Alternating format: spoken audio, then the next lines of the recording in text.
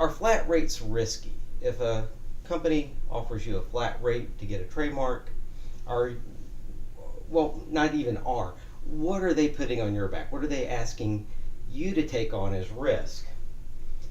They usually will quote you a fee to file a trademark application. They ignore the search, or if they offer one at all, it's just kind of a what we call a quick knockout search.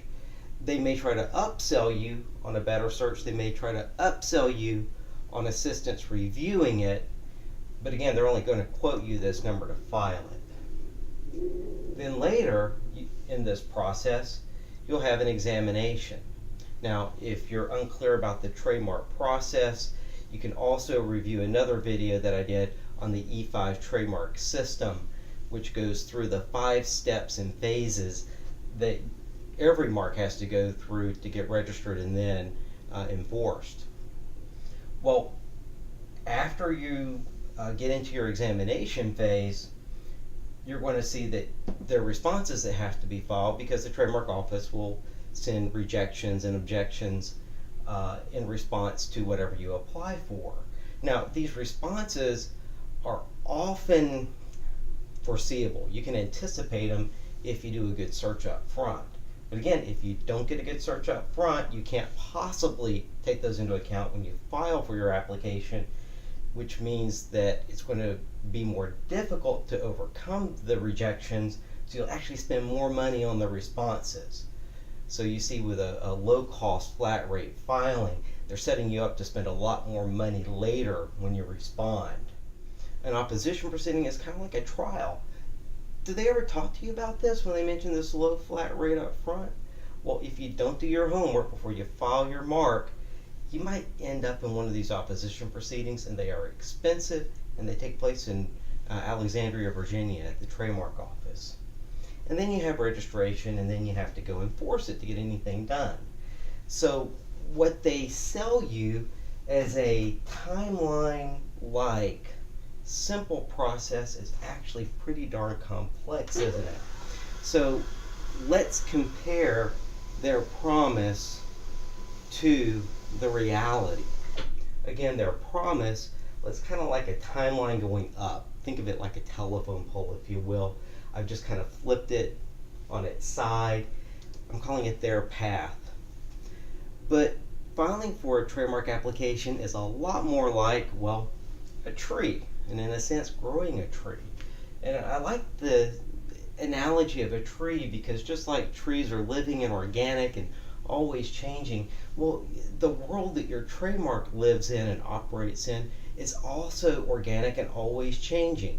There are going to be companies that have unsimilar products in other geographic areas of the country that use maybe similar names or logos. Anyway, let's go through what the actual process is kind of like. I think of what's out there already as kind of like the soil that you're going to plant your seed in.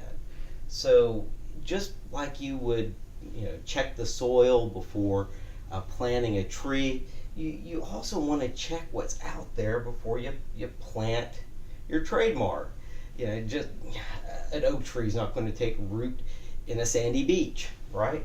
And just like after you file for your trademark application, then as your trademark grows, as it goes through the process, you eventually get that examination that I referred to earlier. And when you do, you're going to get rejections and objections. By the way, they're different. We can go over the nuances later.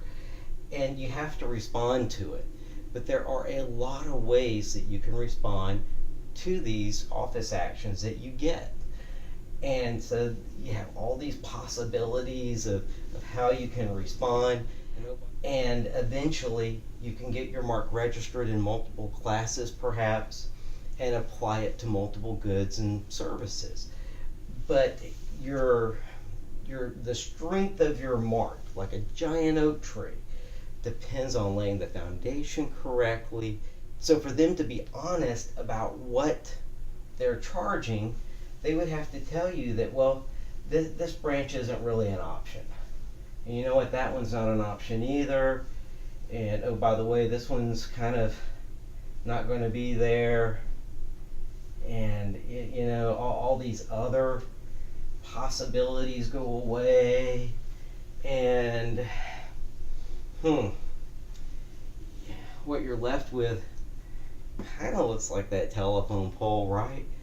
But your mark's kind of now just this little stumpy thing that it doesn't grow and have the power that you were looking for earlier. So when you hear that there is or you read that there's a flat rate program for getting your trademark, they're talking about this one little path, and they're in fact only talking about what is really the third step in a 5-step process of that path, because they're just going to skip steps 1 and 2, I guess. So I hope that this has been informative for you. I invite your questions below. Don't forget to subscribe so you'll be informed about more of these videos as they come up, and I look forward to seeing you in the next one.